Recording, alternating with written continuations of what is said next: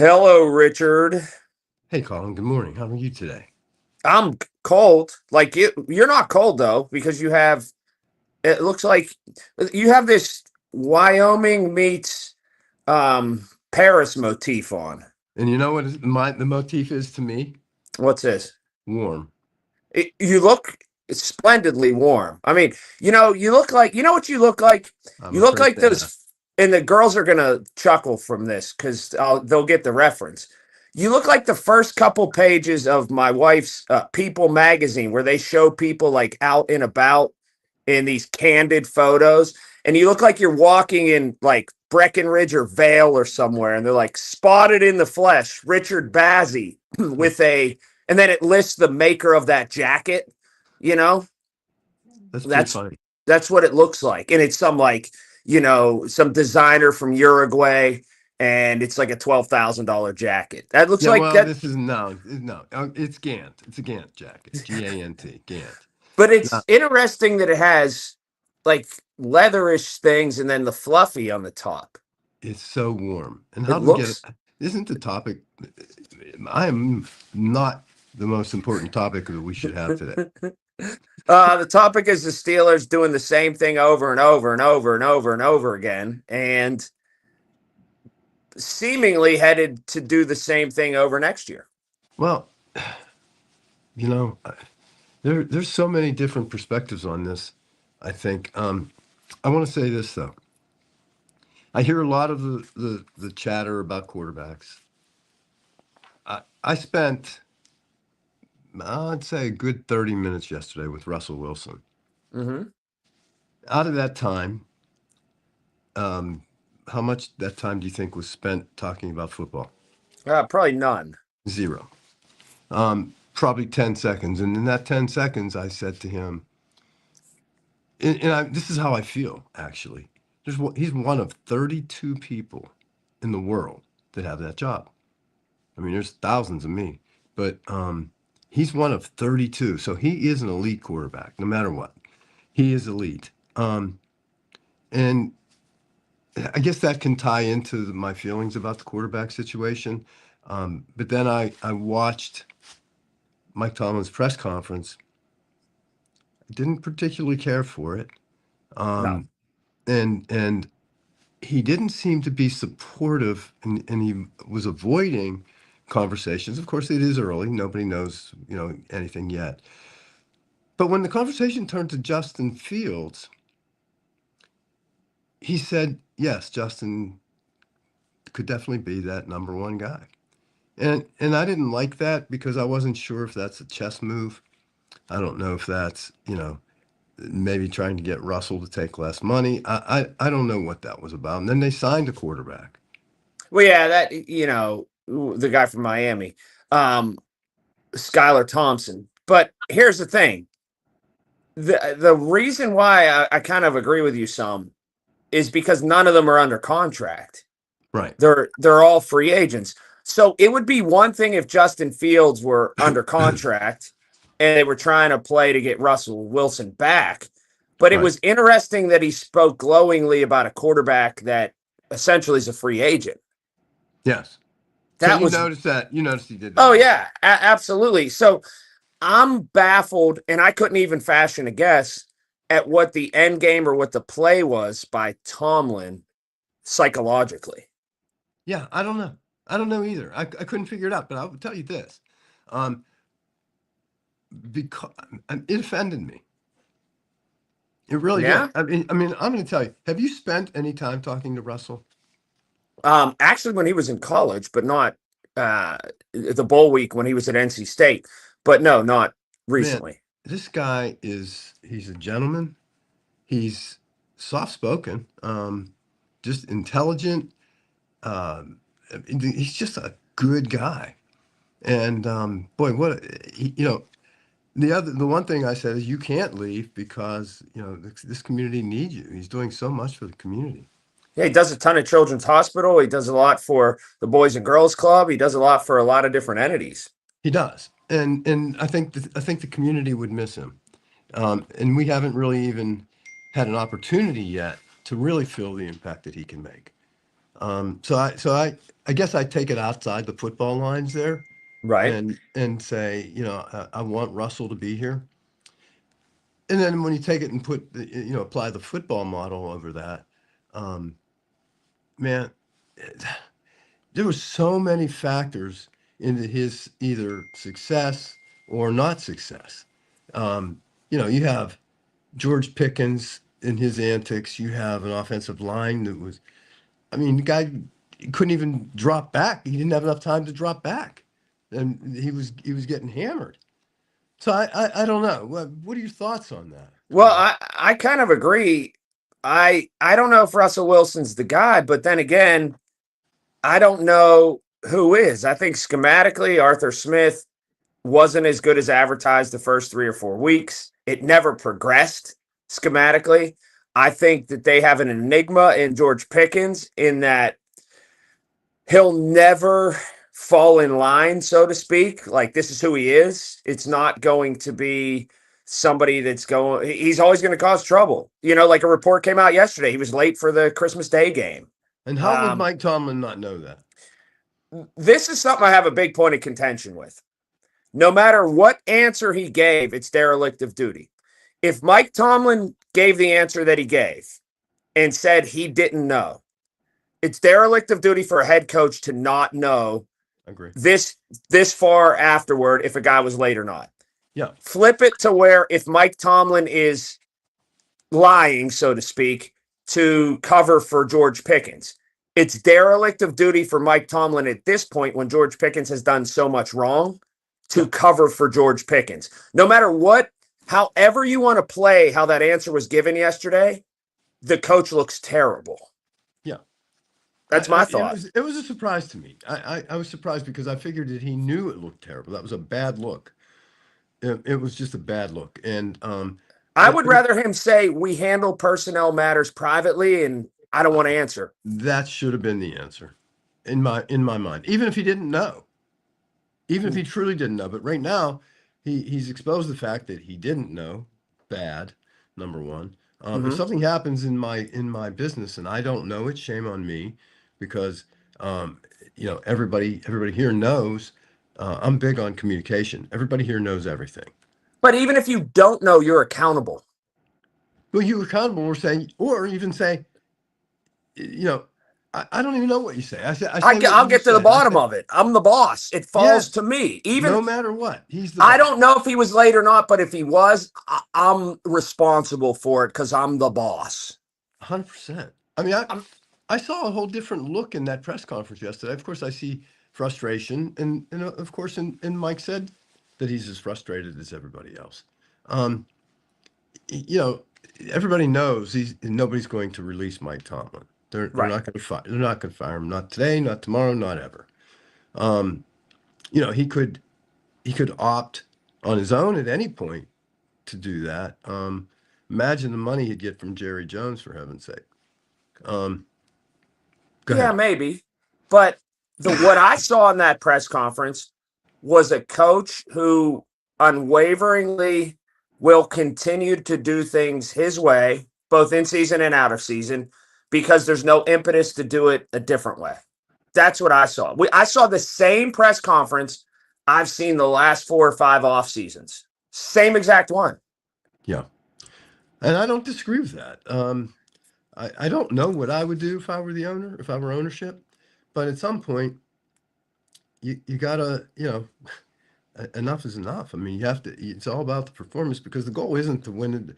Well, it actually is to win the division, but the goal isn't to just win a playoff game. The goal is to go to the Super Bowl. I'll tell you what I would do, and it would have involved last year or the year before. What? It's much like, you could probably relate to this in terms of giving people goals and giving people not necessarily quotas, but goals. Last year, I would have told Mike Tomlin, you need to win X amount of games and you need to advance to a certain point in the playoffs, or you're not retaining your job into 2026 or 20 the 2025 season.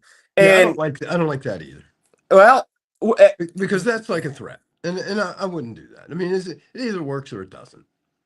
You know, well, I then mean, it doesn't. yeah, then it doesn't. I mean, if it or it does. because they're of the mindset that Mike is doing a great job, and but if internally you can't use a position or a job as a threat. You can't, and that's a given. I think you all already know that. You should already know that if you don't perform, it's a performance-based business. But what performance? That's the part I don't understand. He's given no performance or no. He's not gotten better at performance to merit anything. So we have Kara just fielded we have a question from Oh, somebody sure. watching. The question is, Why isn't Art Rooney Jr. getting any blame? why isn't Art Rooney Jr. getting any blame? Art Rooney the second. I think he actually is getting a lot of blame because it all starts with him. And I think a lot of people are blaming him. He's complacent. He's not making big moves. He's somebody who, if he ran a business, I think that if he ran a traditional business, he'd be doing a masterful job. And when I say that, I mean this: turns a profit every year. He has a gazillion people interested, and he has no shortage of people who continue to be interested. And the product makes big money. So if he ran a grocery chain, people would think he'd be doing a great job. Professional sports, though, are an atypical business, whereas you can and should go for it every once in a while, make a big move, and understand, especially in the NFL with a salary cap, that you might have a performance fall off if you want to really strive to win a championship. He's unwilling to do that. He runs it like a bottom line business, like a grocery store. And look at the Rams. Perfect example. They got the quarterback from Detroit. Okay. They went to the Super Bowl, had all the riches, did everything. They fell off a cliff. Nobody who was at that parade that day in Los Angeles or at the Super Bowl or went through that excitement cared less about what was coming 18 months down the road. It's true. It's true. It's a great answer. There's an inherent danger into that, though. What makes you successful is the stability of the brand. And if the brand starts to deteriorate, the demand also deteriorates.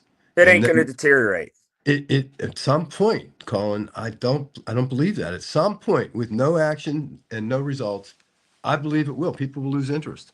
I think they run the risk of deteriorating by going 10-7 and losing in the playoffs in the first round each year, I agree with more that. than having a 5-win season and the chance of going to the Super Bowl the other way. I agree with that.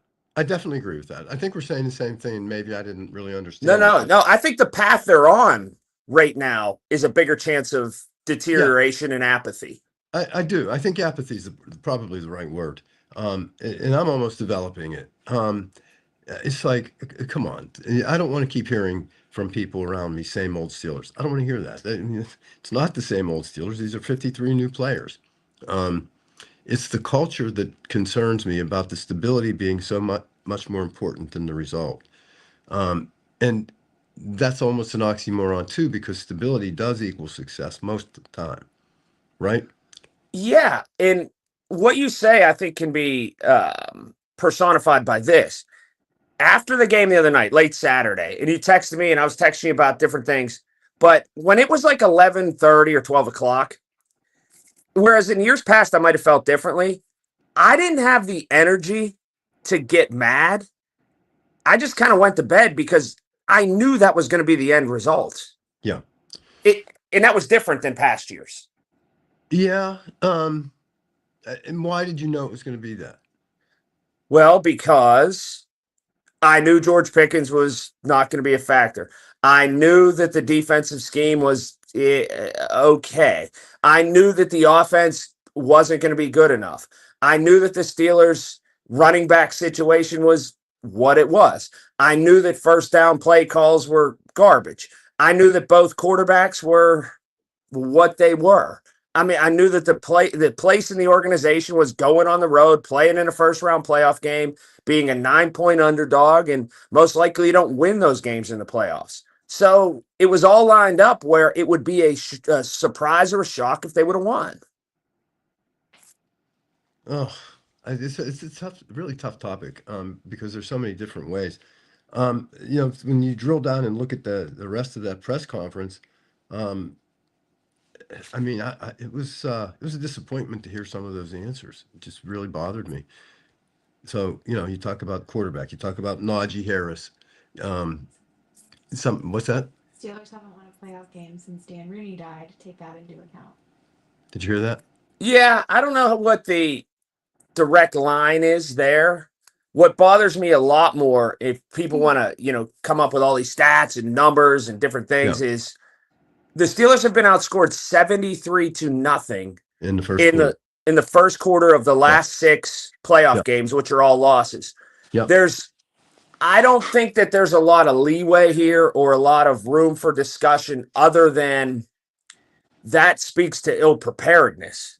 I mean, I don't know what else it can be if you get outscored. Every sport you've ever played, every time you've ever gone out there, one of the top points of emphasis, if not the top point of emphasis, is play from ahead and get on them early. Think about the fact that the last 6 times they've played in the playoffs, they've not done that. They've had it done to them. But that was their intent because they chose to receive the ball and they wanted to start fast. That was the right thinking, but it was the wrong execution. It didn't work. And what troubles me more in those 6 games, Richard, is it's been different personnel. It's been different coaching personnel. It's been different schemes. It's been both sides of the ball in terms of receiving the ball and kicking the ball. And the one thing that remains, to me at least, is a head coach, philosophically. Well, I mean, you've got your position coaches, you've got your coordinators. What are the chances when they're running that first series of plays? I think it was a third down drop by Pat Fryermuth. Yeah, Right? yeah. Well, it may have Changes the been game. first. It may have been second down, actually. Changes the game, right? It does. So you have these individual things where you have high expectations for that, then you end up, making excuses for because they have been pretty good, but then boom, there's the drop. And then, go back a couple games and, Russell's running, boom, he should have been a touchdown, boom, he fumbles. Najee fumbles. And just there's a series of things that occur, and I don't know what the spine that connects all of that is, and it could be a coach, it could be a coordinator. I don't know. Terrell Austin, I don't know much about him, but the way that defense performed, man, 300 yards allowed by, I mean, it's crazy, just crazy numbers. And so, and again, I just think we're an organization that's stuck in a time frame. I think that this is a different game today. Well, let me ask you this. I think this is the most pertinent question. Yes. When the Steelers play week 1 next year, who's the quarterback? Is it Russell Wilson? Is it Justin Fields? Is it other? Well, I would prefer it to be Russell Wilson. I don't know. I didn't like the engagement yesterday about him. I didn't like it. I didn't like the way Mike presented it. I would have rather heard if that was his guy. I would have rather heard he's the guy. Now I know there's contract talks going on, and they have to be able to afford it, and I get that. But I would have liked to have seen something. So my answer is when you say who's the quarterback opening day, it's not my answer, but it wouldn't be my solution. But I think the Steelers are going to. I would say they're going to move on based on what I'm hearing. I think it's probably going to be Fields. I think they're going to try to go sort of wide open and faster and do things like that. I don't know if it's going to work, but I think that's going to be their play. Well, it sounded like it yesterday. Yeah. It really did. And, because he did acknowledge, and this is where I almost took it personally for Russell. He acknowledged the fact that the league has changed and we need mobility now. I didn't like it. I didn't like that comment. But he's not wrong. He's not wrong, though. Yeah, but he's wrong in the fact that then why didn't he fully implement it? Like Hindsight, 2020. right. It's easy to point it out, but you're the person in him that didn't facilitate that. So you only have yourself to blame. He was a genius. Russell came in, made a quarterback change at 4-2. Made a quarterback change at 4-2. Russell ran the table, took it all up to whatever he did. He did a great job. Russell didn't change. He didn't wake up in one morning and become a different person. He's the same guy. Right. So there's a gap. What happened? Well, That's my question. I think the offensive line deteriorated as the season went on. A million percent. In a big way. A million percent. 10 million percent. So let's focus on what the real problem is, because a well-defined problem is really half the answer. Yeah, I mean, that's, to me, they've got a lot of problems in the offensive line. I don't think Patrick Queen was anywhere near the player they anticipated. Oh my heavens, I thought he was terrible. There's questions about Joey Porter. Cam Sutton is not, they never should have gone back out and reacquired him.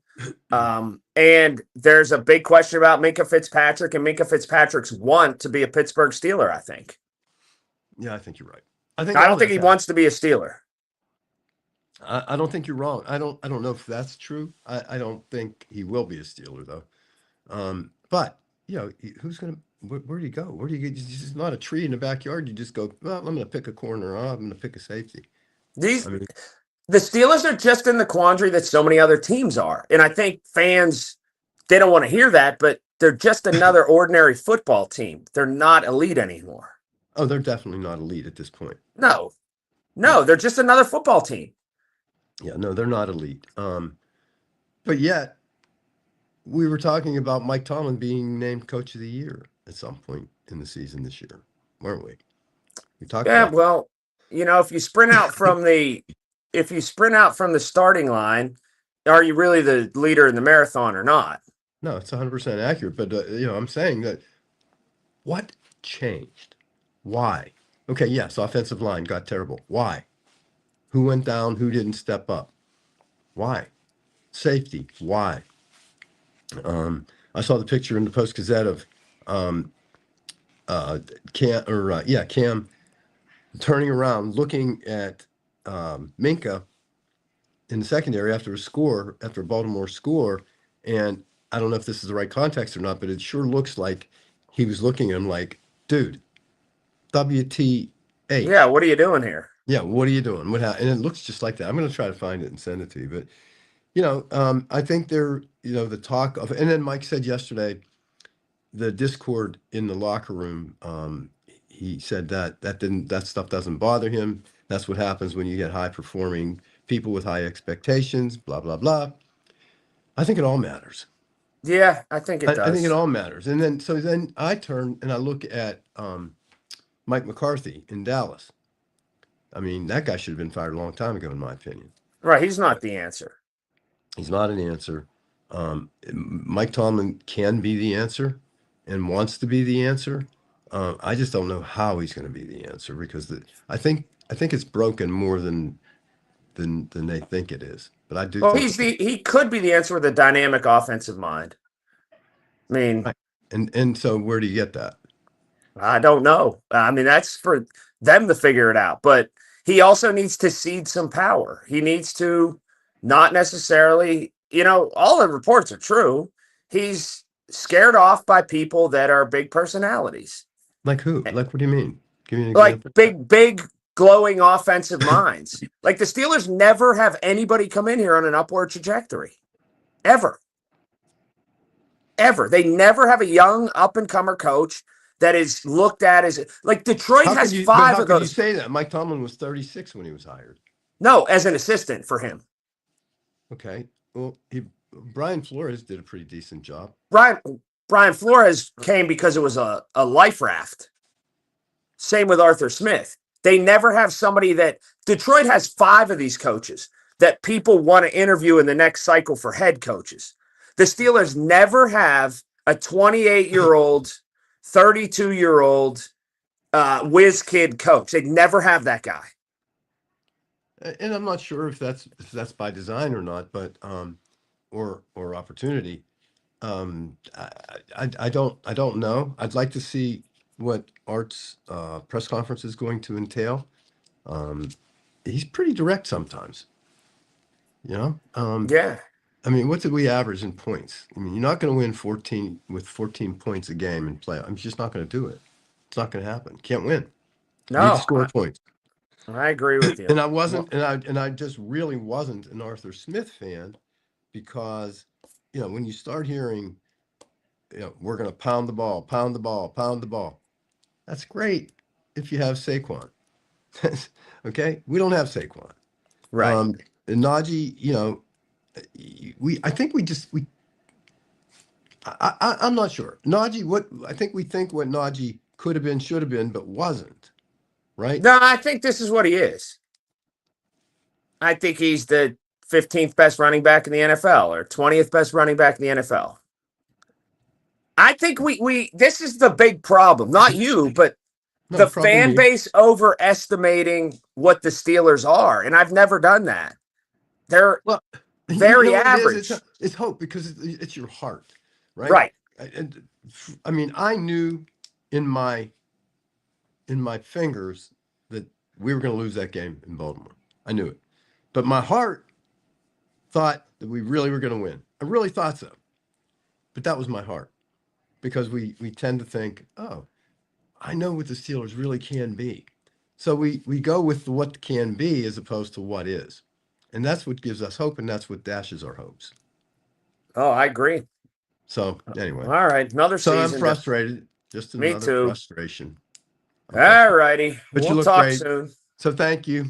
Nice jacket.